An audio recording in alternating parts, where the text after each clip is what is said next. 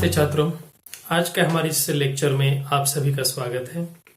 आज हम देखने जा रहे हैं हिंदी सुलभ भारती कक्षा 8वीं का दूसरी इकाई में से तीसरा पाठ लकड़हारा और वन। मित्रों, यह एक सुंदर सी एकांकी है और जिसे सुनने में आपको बहुत ही आनंद आएगा, यह विश्वास मुझे है। इस एकांकी के लेखक है अरविंद भटनागर जी। दोस्तों, सबसे पहले हम लेखक का परिचय देखेंगे, उसके पश्चात हम एकांकी के बारे में जानकारी लेंगे। लेखक अरविंद भटनागर जी एकांकीकार के रूप में प्रसिद्ध है। पर्यावरण परीक्षण के लिए वृक्षारोपण एवं वृक्ष संवर्धन की आवश्यकता पर हमेशा आपने बल दिया है। ये जो एकांकी है उसके संबंध में भी कुछ जानकारी मेरे पाठ्य पुस्तक में आई है। प्रस्तुत एकांकी में लेखक ने मेहनत, ईमानदारी एवं छोटे परिवार का महत्व समझाया है। आपका कहना है कि पेड़ पौधों से हवा, पानी, फल मिलते हैं, अतः हमें पेड़ पौधों, वनों का संरक्षण करना चाहिए। तो मित्रों, आप जानते हैं कि हमारे लिए पर्यावरण अर्थात वन कितने महत्वपूर्ण है। हमारी जो जिंदगी है उसकी जो आवश्यकता है, जरूरतें हैं, वो सभी इसी प्राकृतिक आपदाओं से, संपदा से हमें प्राप्त होती है। जैसे देखिए कि हम भोजन करते हैं तो ये भोजन हमें कहाँ से मिलता है? वो मिलते हैं हमें प्रकृति से। प्रकृति हमें वो भोजन देती है। जो शुद्ध हवा हम लेते हैं, यह शुद्ध हवा, प्राण वायु, यह भी हमें प्रकृति से मिलता है। जो भी साधन सामग्री हमारे पास है, हम घर बनाएंगे, रास्ते बनाएंगे, जो कोई औजार बनाएंगे, ये सारी चीजें हमें प्रकृति से ही मिलती है। तो हमारा जो जिंदगी है, हमारी जो जीवन है, वह प्रकृति से बिल्कुल भिन्न नहीं है और इसीलिए इसकी रक्षा भी हमें ही करनी चाहिए। और इसलिए तो हमेशा कहा जाता है कि आप वृक्ष लगाएं, पेड़ लगाएं, उनका संवर्धन करें। और इसीलिए हमारी परंपरा में, हमारी संस्कृति में वनों को काफी महत्व दिया गया है। तो आप जानते हैं, जैसे पहले वन में देवताओं का वास है, ऐसा कहा जाता था। जैसे हमारे महाराष्ट्र में भी ऐसी कई सारी कहावतें हैं, मान्यताएं हैं। जैसे हम वनराई कहते हैं, ये वनराई मतलब वहां भगवान का वास है, ऐसा माना जाता है। वह किस लिए? क्योंकि उस वन का संरक्षण हो, हम ज्यादा पेड़ न काटे, वनों का भी हम आदर करें, उनका हम संरक्षण करें। इसीलिए ये सारी मान्यताएं चल पड़ी है। और हमारे कई सारी धार्मिक कार्यक्रमों में या उत्सवों में, त्योहारों में वृक्षों को भी पूजा जाता है। अलग अलग त्योहारों पर अलग अलग वृक्षों की पूजा भी होती है। वो इसीलिए क्योंकि उनमें कई सारे ऐसे आयुर्वेदिक गुण होते हैं, या ये वृक्ष हमारे मित्र होते हैं, हमारे सहयोगी होते हैं, हमारी कई सारी जरूरतें ये वृक्ष ही पूरी करती है। और इसीलिए लेखक ने इस एकांकी के माध्यम से हमें यही संदेश दिया है कि आप पर्यावरण का संरक्षण करें। तो आइए हम जान लेते हैं कि लकड़हारा और वन इस एकांकी में है क्या।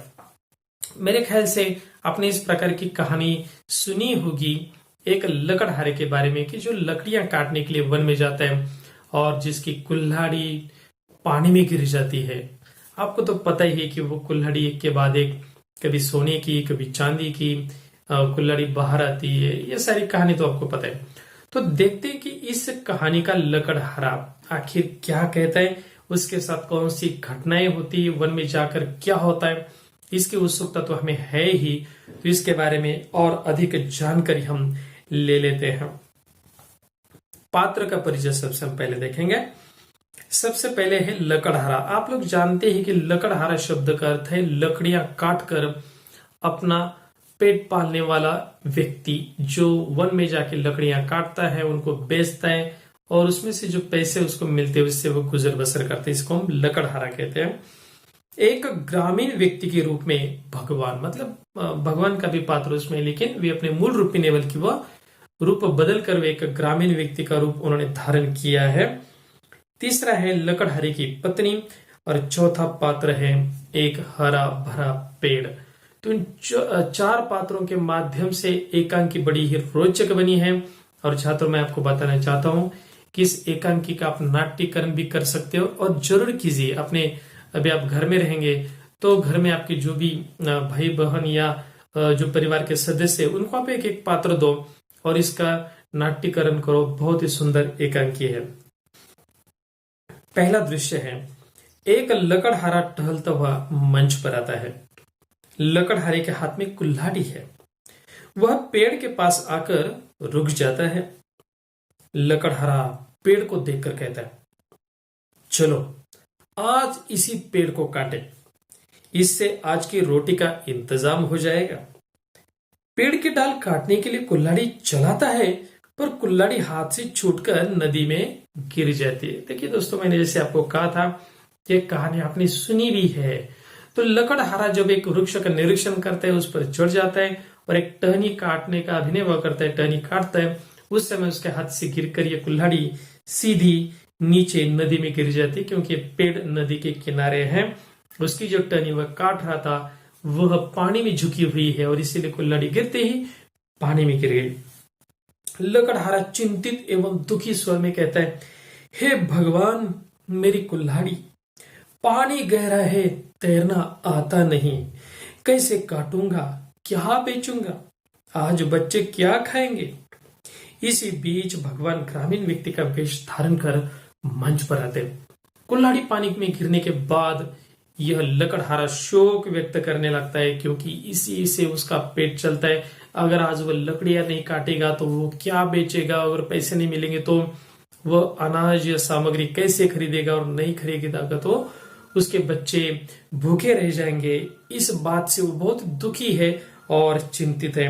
और तभी वहां भगवान आते, लेकिन भगवान आते वहां पर एक आम इंसान के रूप में। ग्रामीण कहते हैं, बड़े दुखी लग रहे हो, क्या हुआ। लकड़हारा दुख भरे शब्दों में कहता है, क्या कहूं भाई, अचानक मेरी कुल्हाड़ी नदी के गहरे पानी में गिर पड़ी, मेरा तो सब कुछ चला गया। ग्रामीण कहता, हाँ भाई, तुम्हारा कहना तो ठीक है। लकड़हारा कहता है, भाई तुम मेरी मदद कर सको तो बड़ा उपकार होगा। ग्रामीण कहते हैं, ठीक है, तुम दुखी मत हो, मैं कोशिश करता हूं। ये कहकर ग्रामीण नदी में कूदा और एक चांदी की कुल्हाड़ी निकालकर बाहर आया।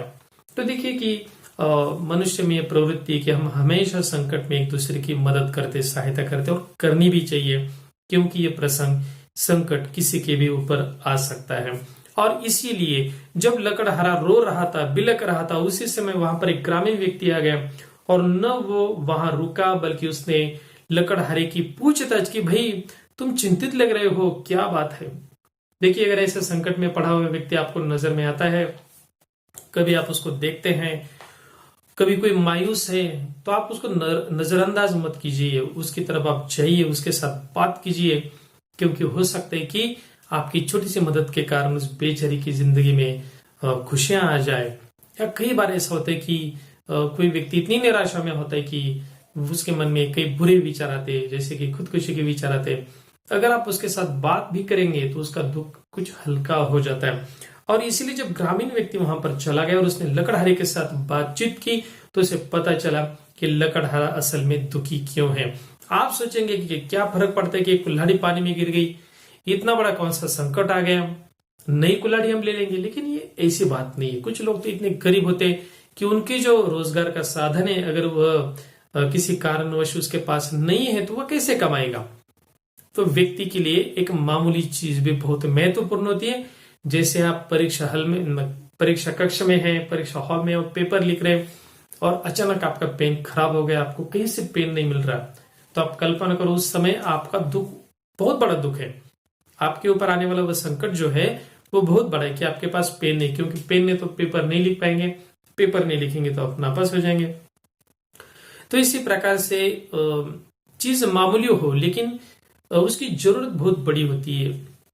हर समय के लिए हर वो जो चीज है, वो जो वस्तु है, उसका अपना एक अलग ही महत्व होता है। जैसे लकड़हारे के लिए भी लकड़ी काटने के लिए कुल्हाड़ी का होना बहुत ही आवश्यक है, क्योंकि आज अगर उसके पास लकड़ी नहीं तो शाम को पूरा परिवार भूखा रहेगा।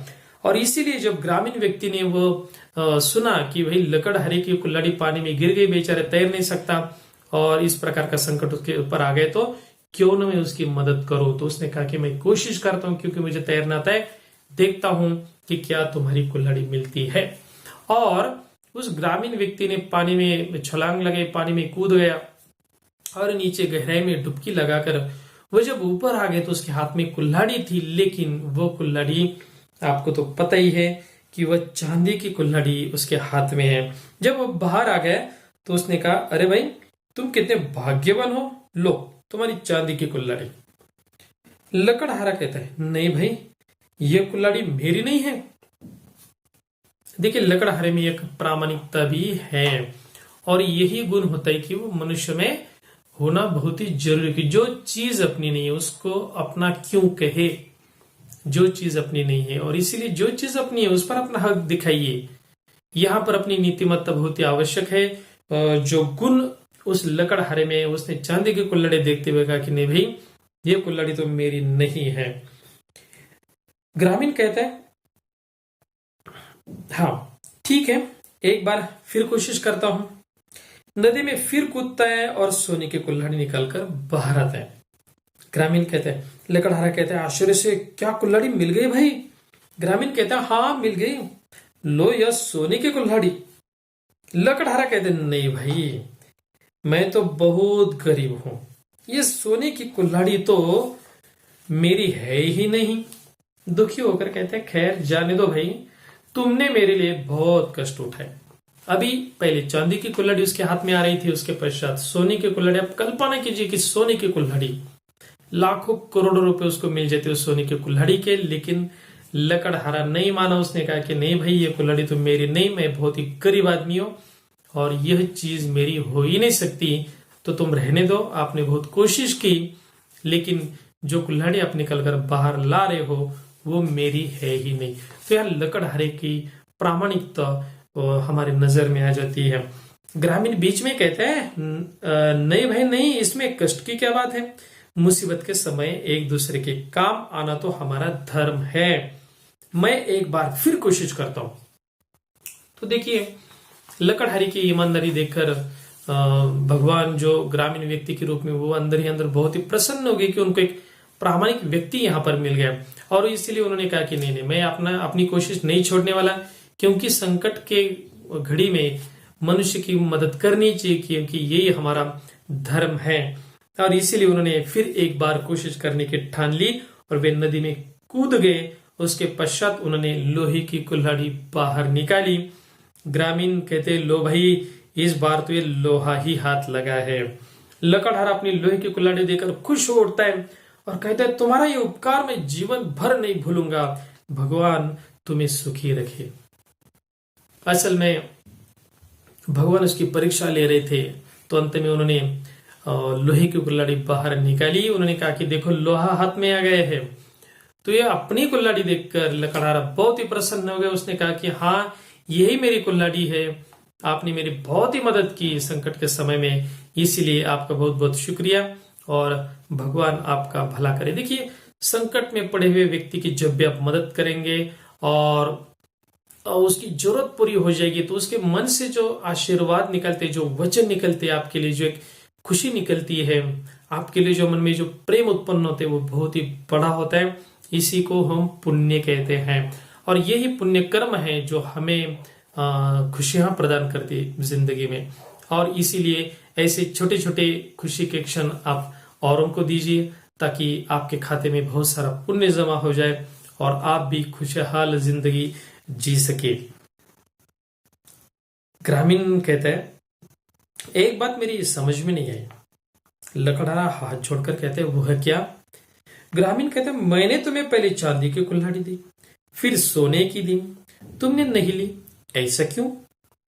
लकड़हारा कहते हैं, दूसरे की चीज को अपनी कहना ठीक नहीं है। मेहनत और ईमानदारी से मुझे जो भी मिलता है वही मेरा धन है। ग्रामीण चला जाता है और भगवान के रूप में मंच पर फिर से आता है। तो देखिए कि भगवान के मन में जो आशंका थी कि भाई इस फटीचर ने, इस गरीब ने, उसके पास जब चांदी की कुल्हाड़ी आ रही थी, सोने की कुल्हाड़ी आ रही थी, वो क्यों नहीं ली, आखिर क्या कारण है? तो उसने पूछा, भगवान ने पूछा कि भाई तुमने चांदी और सोने की कुल्हाड़ी को इनकार क्यों कर लिया? तो सीधा सा जवाब बिल्कुल बिना सोचे लकड़हारे ने दे दिया कि नहीं नहीं भाई, देखिए जब ये कुल्हाड़ी मेरी नहीं तो मैं कैसे लेता, क्योंकि दूसरों की चीज लेना बहुत ही गलत बात है, पाप है, और इसीलिए उसे मैं नहीं ले सकता। भगवान प्रसन्न हो गए, वहां से चले गए और दोबारा मंच पर आ गए वे अपने मूल रूप में, भगवान के रूप में। और लकड़हारे के सामने वो प्रकट हो जाते और कहते, धन्य हो भाई, मैं तुम्हारी ईमानदारी से बहुत प्रसन्न हूं, लेकिन एक शर्त पर, तुम हरे भरे पेड़ों को नहीं काटोगे, न ही लालच में पड़कर जरूरत से अधिक सूखी लकड़ी काटोगे। तो भगवान प्रसन्न हो गए और लकड़हारे के सामने आ गए, उसको आशीर्वाद दिया। लकड़हारा बहुत ही प्रसन्न हो गए कि साक्षात भगवान मेरे सामने है। तो भगवान ने कहा कि मैं तुम्हारी ईमानदारी से बहुत ही प्रसन्न हूं, लेकिन मैं तुमसे एक वचन भी लेना चाहता हूं कि हमेशा सूखी लकड़ी ही काटना और जरूरत से ज्यादा सूखी लकड़ी भी मत बटोरना। तो देखिए ये जो संदेश है बहुत ही महत्वपूर्ण है। भगवान ने कहा कि केवल सूखी लकड़ी को काटना है। क्यों कहा ऐसा? सूखी लकड़ी को ही क्यों काटना है? क्योंकि गीली लकड़ी को काटने का मतलब है एक जिंदा पेड़ को मार डालना, एक जीवित पेड़ की हत्या कर देना, उसको नष्ट कर देना। अगर पेड़ जीवित रहेगा तो उसको कई सारी टहनियां आएगी। आप सूखी टहनियां काटती है जो वास्तव में पेड़ के काम की नहीं है, वो निर्जीव हो चुकी है। तो कोई क्या होता है कि अगर आप एक हरी भरी टहनी काटोगे तो देखिए पेड़ का नुकसान ही हो जाएगा। हो सकता है कि उस टहनी पर कई सारे पक्षियों ने अपने घोंसले बनाए हो, कई सारे जानवर है वो वहां पर आश्रय के लिए, जैसे बंदर वगैरह होते हैं वो आश्रय के लिए वहां पर बैठते हो। आप उसको काटोगे तो आप कई सारी सजीवों का भी जो साधन है, जो उनको फल मिलते हैं, जो उनको रहने के लिए जगह मिलती है, उसको नष्ट कर दोगे। और इसलिए केवल सूखी लकड़ी को काटने की बात कही। और दूसरी बात कि बेवजह ज्यादा लकड़ियां भी नहीं बटोरनी, क्योंकि मनुष्य की आदत है अपने घर में वो बहुत सारी चीजों को बटोरता है जो उसके कोई जरूरत की नहीं होती। तो दूसरा दृश्य आ जाता है, क्योंकि लकड़हारा कहते हैं कि मुझे शर्त मंजूर है, पर्दा गिर जाता है और प्रसंग बदल जाता है। तो दूसरा दृश्य कहते कि मंच पर लकड़हारा सो रहा है। मंच के पीछे से उसकी पत्नी आवाज देती है। पत्नी कहते हैं, अरे रामू के बाबू, घोड़े बेचकर सो रहे हो क्या? आज लकड़ी काटने नहीं जाओगे? देखिए घोड़े बेचकर सोना मतलब बेहोश होकर सोना, एकदम किसी चिंता के बहुत ही गहरी नींद में सोना, इसको घोड़े बेचकर सोना कहते हैं। तो सीधा सा अर्थ देखिए, जैसे कोई किसी आदमी के पास बहुत ज्यादा घोड़े तो वो चिंता में रहेगा, उसको खाना देना है, घोड़ों को पानी देना है, तो वो चैन की नींद नहीं सो पाएगा। अगर घोड़े बेच दिए तो कोई टेंशन ही नहीं। तो इसलिए ये मुहावरा बना है, घोड़े बेचकर सोना। तो यहाँ पर देखिए जो बहुत ही मेहनत करने वाला व्यक्ति होता है उसको तो नींद आनी ही होती है, क्योंकि वो बहुत शारीरिक श्रम करते हैं, लकड़हारा भी बहुत श्रम करते हैं, तो चैन की नींद तो उसको आएगी ही। तो पत्नी उसको टोकती है और उसे कहते हैं रामू के बापू। तो रामू है उनका लड़का। तो कई सारे परिवारों में पति का नाम पत्नी द्वारा नहीं लिया जाता और इसीलिए इस प्रकार के संबोधन होते। अपने लड़के को उनके पिता के नाम से इस प्रकार से पुकारा जाता है, जैसे रामू के बापू। तो लकड़हारा जाग जाता है, वो कहता है, जाता हूं भगवान। अपनी कुल्हाड़ी उठाकर जंगल की तरफ जाता है और मन ही मन सोचता है, जिधर देखो दूर तक जंगल का पता नहीं, जो थे वे कटते जा रहे हैं और उनकी जगह खड़े हो रहे सीमेंट के जंगल। अभी लकड़हारे को पहले तो अपनी गांव से, घर से ज्यादा दूर जाने की आवश्यकता नहीं होती थी, क्योंकि हर गांव के आसपास बड़े बड़े जंगल हुआ करते थे। लेकिन दिन बदल गए, जंगल तो टूटते गए, सीमेंट की बिल्डिंगें खड़ी हो गई, कंक्रीट के जंगल बन गए और इसीलिए लकड़ी काटने के लिए उसको बहुत ही दूर जाना पड़ता है। ये विचार लकड़हारे के मन में चल रहे हैं। अचानक उसे चोट लगती है, वह चीख उठता है, फिर एक पेड़ की छाव में बैठ जाता है। चलते चलते ठोकर खाते, चोट खाते और छाव के लिए पेड़ के नीचे बैठ जाता है। आहा, कितनी ठंडी छाया है, सारी थकान दूर हो गई। तो देखिए कि मनुष्य को पेड़ की छांव की आवश्यकता कब पड़ती, कि जब वह कड़ी धूप में चलता है, थका हारा है और उसे कुछ विश्राम की आवश्यकता है। तो ऐसी गर्मी में पेड़ की जो ठंडी छाया है वो बहुत ही राहत देती है, और इसीलिए जब हम छांव में बैठते तो हमें इस प्रकार सुकून मिलता है, ठंडक मिलती है, जो लकड़हारे को भी मिल गई। बहुत ही चैन के सांस उसने ली, कुछ विश्राम वहां पर किया कि कितना सुंदर पेड़ है, उसकी बहुत ही अच्छी छांव मुझे यहाँ मिली। हरे भरे पेड़ के नीचे से उठकर अपनी कुल्हाड़ी संभालता है। चलो यही सही, इसे ही साफ करें। कुल्हाड़ी चलाने की मुद्रा में हाथ उठाता है। तभी लकड़हारे को पेड़ ढूंढने के लिए बहुत दूर जाना पड़ता है, तो आने से उसको एक पेड़ मिल ही गए। तो सोचता है कि क्यों नहीं इसी पेड़ को हम काट ले, इसका ही सफाई कर ले, पूरा का पूरा पेड़ में काट देता हूं ताकि बहुत सारी लकड़ी मुझे मिल जाएगी। जैसे ही वह लकड़ी काटने के लिए कुल्हाड़ी उठाता है, उसी समय अचानक आवाज आता है, अरे अरे यह क्या कर रहे हो? लकड़हारे चौंक कर कहता है, कौन? आसपास नजर दौड़ाते है, वो डरता भी कि यहाँ तो कोई दिखाई नहीं दे रहा है और ये आवाज कहां से आ गई। पेड़ कहते हैं, अरे भाई ये तो मैं हूं। लकड़हारा डर जाता है, कौन? भूत? पेड़ कहता है, डरो नहीं भाई, मैं तो पेड़ हूं, पेड़। लकड़हारा आश्चर्य से कहते हैं, पेड़? क्या तुम भी बोल सकते हो? पेड़ कहते हैं, भाई मुझ में भी प्राण है, तुम मुझ बेकसूर पर वार क्यों कर रहे हो? लकड़हारा कहते, तो क्या करूं, 4 बच्चों को पालना पड़ता है, यही एक रास्ता है रोजी रोटी का।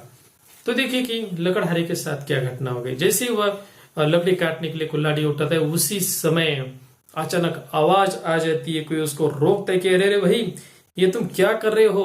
तो लकड़हारा बहुत ही डर जाता है, उसको लगता है कि कहीं आसपास कोई मनुष्य है, लेकिन जब वो ढूंढते उसको एक भी व्यक्ति नहीं मिलता तो बहुत डर जाता है कि सुनसान इलाका है, अकेला पेड़ है और आवाज कहां से आ रहा है। तो पेड़ कहता है, मैं तो पेड़ हूं। तो लकड़हारा और भी डर जाता है कि भाई पेड़ भी कहीं बोलता है, उसे लगता है भूती है। लेकिन जब पेड़ कहते कि भाई मुझ में भी जीवन है, मुझ में भी जान है और इसलिए मैं भी बोल सकता हूं, तो यह बताओ कि तुम मुझे क्यों काट रहे हो? तो लकड़हारा उसका कारण बताते कि मेरे 4 बच्चे, उनका पालन पोषण करना है और इसीलिए मुझे बहुत ज्यादा लकड़ी की आवश्यकता होती। तो यहां पर आ गया किस्सा बड़े परिवार के कारण आने वाले दुखों के बारे में, क्योंकि परिवार जितना बड़ा रहेगा उतने संकट भी उस परिवार पर ज्यादा आएंगे, क्योंकि ये परिवार हमेशा संघर्ष करता रहता है। क्योंकि ज्यादा बच्चे, बड़ा परिवार रहेगा तो सबका लालन पालन करना, पोषण करना, सबको शिक्षा देना, उनके प्रकृति का ख्याल रखना, ये सारी जो बातें हैं इसके कारण से बहुत ज्यादा खर्चा आता है, जो लकड़हारे को भी आ रहा है, और इसीलिए उसको इस प्रकार के हरे भरे पेड़ काटने पड़ते हैं।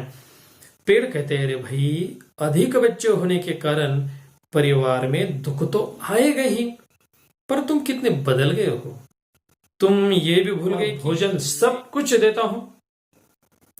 तो सबसे पहले पेड़ ने नसीब दी कि भाई बड़ा परिवार रहेगा तो तुम संकट में हमेशा रहोगे ही, क्योंकि बड़ा परिवार जो होता है उसमें दुख आता ही है। लेकिन तुम कितने बदल गए हो? तुम ये बताओ कि जो तुम्हें शुद्ध हवा मिलती है, भोजन मिलता है, अन्न मिलता है, पानी मिलता है, सब तो मेरे कारण ही मिलता है, तो तुम मुझे ही क्यों तोड़ रहे हो? लकड़हारा कहते हैं, ये तो तुम्हारा काम है, इसमें उपकार की क्या बात है? तो लकड़हारा कहते, भाई तुम हमें हवा देते हो, भोजन देते हो, तो ये तुम्हारा काम ही है, तो इसमें उपकार क्या है? पेड़ कहते, मैंने कब कहा उपकार है भाई, इसमें उपकार की क्या बात है? पर यह तो तुम अच्छी तरह जानते हो कि बिना हवा के मनुष्य जिंदा नहीं रह पाता। उसे सांस लेने के लिए शुद्ध हवा तो चाहिए ही है, और हवा को शुद्ध करने का काम मैं ही करता हूं। लकड़हारा कहते, ठीक है, पर मेरे सामने भी तो समस्याएं हैं। पेड़ कहते, यदि तुम हमें काटते रहोगे तो ये बेचारे वन्य पशु कहां जाएंगे? क्या तुम अपने स्वार्थ के लिए उनका घर उजाड़ दोगे? तो देखिए, हर व्यक्ति इस संसार में अपना स्वार्थ देखता है। हर कोई देखता है कि भाई मेरी जरूरतें पूरी हो जाए, मेरे परिवार की जरूरतें पूरी हो जाए, जरूरतें पूरी हो जाए तो हम और साधन सामग्री को जुटाने में लग जाते हैं। हम चाहते हैं कि हम ज्यादा से ज्यादा सुरक्षित रहें, इसलिए बहुत ज्यादा प्रॉपर्टी हो, एक से ज्यादा घर हो, गाड़ियां हो, बहुत कुछ हो। तो पेड़ भी जो है वो कहते कि देखो भाई तुम अपने बारे में सोचते हो, लेकिन ये तो बताओ कि अगर तुम मुझे काटोगे, पेड़ों को काटोगे, तो इस पर रहने वाले जो जीव हैं, पक्षी हैं, पशु है, वो बेचारे कहां जाएंगे? तुम ये तो बताओ। तो लकड़हारा कहते हैं, तो फिर क्या मैं अपना घर उजाड़ दूं? देखिए यहाँ पर स्वार्थ आता है लकड़हारे का। वो कहता है कि ठीक है, मैं पशु पक्षियों का विचार करूंगा, उनके बच्चों का विचार करूंगा, तो मेरे परिवार का क्या होगा? क्या मैं अपने घर को उजाड़ जाने दूं? पेड़ कहते हैं कम से कम अपने हाथों अपने पैरों पर कुल्हाड़ी तो मत मारो। देखिए, अपने हाथों से अपने पैरों पर कुल्हाड़ी मारना मतलब खुद संकट को आमंत्रण देना। तो यहां पर मनुष्य क्या करता है कि पेड़ काटकर मानो अपने पैरों पर कुल्हाड़ी चला रहा है, क्योंकि पेड़ वह काटेगा अपनी जरूरत को पूरा करने के लिए, लेकिन उसकी जरूरत तो पूरी हो जाएगी, लेकिन जब पेड़ नष्ट हो जाएंगे तो भविष्य में चिंताएं बढ़ जाएंगी। जैसे कई शहरों में इतना पोल्यूशन बढ़ गया है कि सांस लेना बहुत ही मुश्किल है। जैसे हमारे दिल्ली में अब देखिए इतना प्रदूषण है, बहुत ज्यादा प्रदूषण है, क्योंकि पेड़ों की संख्या अत्यंत कम और प्रदूषणकारी वाहनों की या कारखानों की संख्या बहुत ही ज्यादा। और इसी कारण से पेड़ की आवश्यकता हमें होती ही है, क्योंकि वही एक ऐसी चीज है, वह एक ऐसी फैक्ट्री है जो लगातार हमें प्राणवायु देती है, ऑक्सीजन देती है, जिससे हम सांस ले पाते हैं। और इसीलिए पेड़ ने कहा कभी हरा भरा पेड़ मत काटो, उन्हें अपने बच्चों के समान पालो, ताकि चारों ओर हरियाली छा जाए। लकड़हारा हामी भरता है, उसी समय पर्दा गिरता है। तो पेड़ ने जो सूचना उसको दिया, जो संदेश दे कि देखो भाई, तुम हरे भरे पेड़ को कभी मत काटना, उल्टा उसको तुम संभालना, अपने बच्चों की तरह उसको पालना, बड़ा करना, क्योंकि यही पेड़ पौधे हैं जो तुम्हें हरियाली देंगे, जो तुम्हें फल देंगे और बहुत कुछ देंगे, तुम्हारा संरक्षण करेंगे। और यह बात लकड़हारे के समझ में आ जाती है, अंत में ही क्यों न हो, उसे याद भेज जाते कि भाई देखो, हमने भगवान को भी यह वचन दिया था कि मुझे हरे भरे पेड़ को नहीं काटना है, केवल सूखी लकड़ी को ही काटना है। वो बात भी उसको याद आ जाती है। जो पेड़ है, वृक्ष है, उसकी बात भी लकड़हारे के समझ में आ जाती है, और इसीलिए ये वचन देते हैं कि हाँ, कि मैं इसके पश्चात इस प्रकार से हरे भरे वृक्ष को नहीं काटूंगा, उसका मैं संरक्षण करूंगा। और इसी के साथ पर्दा गिर जाते। तो दोस्तों, कहानी यहाँ पर समाप्त हो जाती है, एकांकी यहाँ पर समाप्त हो जाती है।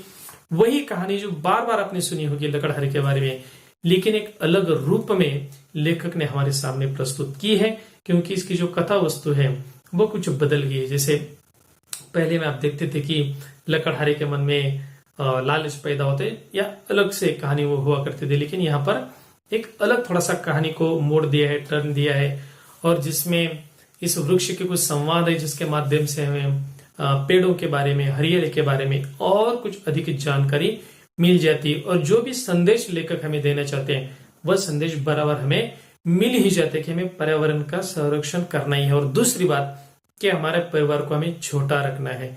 एक परिवार में 4-4, 6-6 बच्चे रहेंगे तो किसी को सुख नहीं मिलेगा।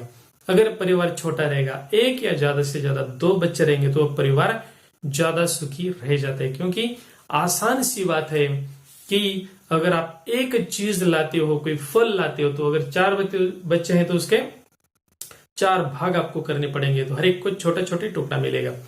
एक ही बच्चा रहेगा तो पूरा फल खा सकता है, 2 रहेंगे तो आधा ही कम से कम तो मिलेगा। और इसीलिए छोटा परिवार सुखी परिवार, यह संदेश भी हमें इस कहानी के माध्यम से मिल जाता है। इस एकांकी में आए हुए कुछ शब्दों के अर्थ हम देखेंगे। जैसे कुछ नए शब्द हमें यहाँ पर सीखने को मिल रहे हैं। जैसे पहला शब्द है शोर्थ, जिसका अर्थ होता है बाजी।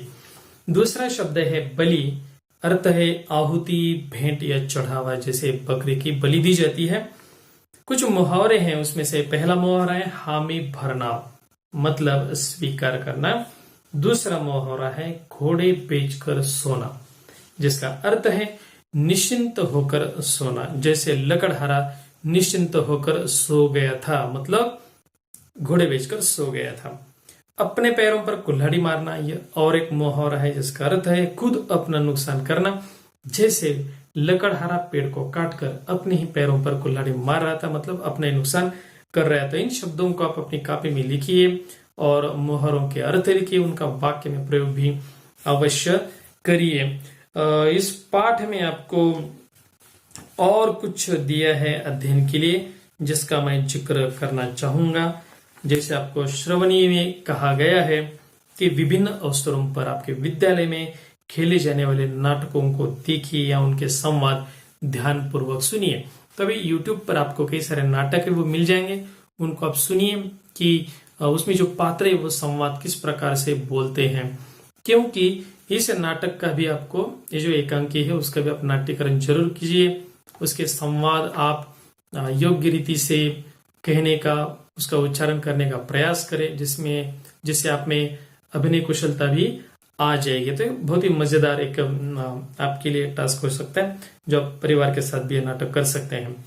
दूसरा आपको संभाषणीय दिया है, किसी भारतीय लोक कथा की विशेषताओं के बारे में अपने सहपाठियों के साथ चर्चा करो।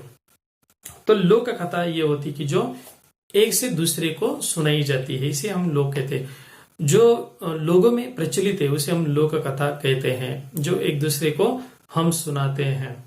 वास्तव में लोक कथाएं ज्यादा की पुस्तकों में लिखी नहीं होती, लेकिन आप इंटरनेट पर इसके लिए और अधिक जानकारी प्राप्त कर सकते हैं और इसके संबंध में आप आपके सहपाठी छात्रों, आपके परिवारजनों या अध्यापकों के साथ विचार विमर्श या चर्चा कर सकते हैं, जिससे आपको और भी अधिक कहानियों के बारे में जानकारी मिल जाए। तो दोस्तों, ये कहानी या एकांकी आपको पसंद आई होगी, मेरे ख्याल से वो ठीक से आपको समझ में भी आ गई होगी। इसका जो स्वाध्याय है वो आप घर पर अवश्य पूरा कीजिए, आपकी नोटबुक में लिखिए और देखिए। अंत में सबसे महत्वपूर्ण बात कि हमारा जो चैनल है क्रिएटिव एजुकेशन चैनल, इसको आपको सब्सक्राइब करना है, लाइक करना है, बेल आइकन को भी दबाना है, ताकि जब भी मैं नए वीडियो इस पर अपलोड करूं तो आपको वह सूचना मिल जाए। और ये वीडियो ज्यादा से ज्यादा छात्रों को आप शेयर कीजिए, क्योंकि उनका भी फायदा होना चाहिए। तो मिलते हैं दोस्तों, धन्यवाद।